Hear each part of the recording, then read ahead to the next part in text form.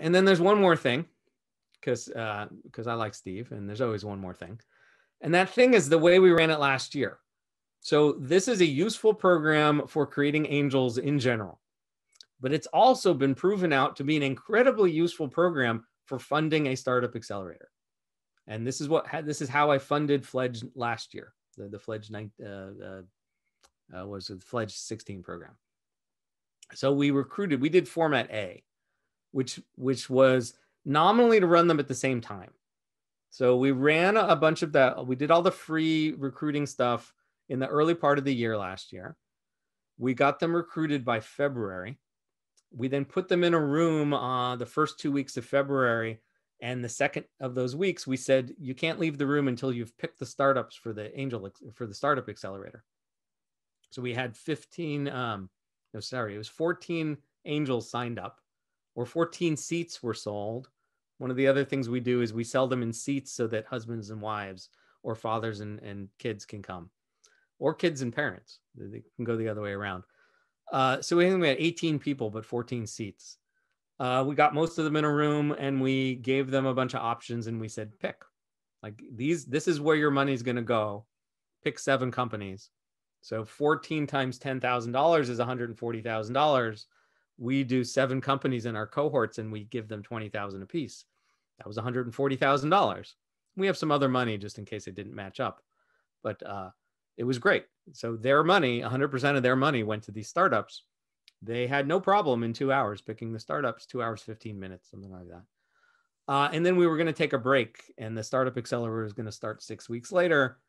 There was a pandemic. If you missed the news, we got locked down a few weeks later, and we just started everything in March together. And we ran them on the same day together. The angels then became the mentors, and not just the mentors, but in the Techstar language, the lead mentors, because these were their companies. So they didn't have to be convinced that this was a good idea. They're already invested in all 7 companies. And so they each picked 1 or 2 to go and mentor. And we would do check-ins on our weekly meetings about who did you talk to this week and what did you learn about them. And again, their money was the first money into these startups. So that worked. But there's also a format B, because I was warned before this by someone who's done programs like this before that these angels didn't have any training, and yet I was asking him to pick the startups in week 1. And that seemed odd to him.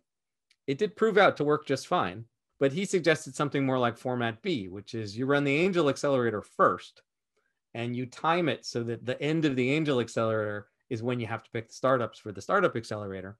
So they're picking them at the end of the program. That's the money they've put in. And then they're probably active mentors, but not necessarily lead mentors, because they're not coming every week anymore. Right? Their timing is different than the startup timing. But nonetheless, their money is now the first money in the startups. Either way you do this, the whole purpose of this is to build out an ecosystem. And the benefit is now you have a collection of angels, assuming you do this at the same cadence you're doing the startup accelerators. You have a collection of angels who all have learned from you, who all have learned by talking to your startups, and therefore they're looking to you and your deal flow to be their deal flow. And so you're now creating angels, not just more angels, but more angels that are aligned with whatever you do. Right? And so in my case, that's impact globally. Although this year I'm doing a US version,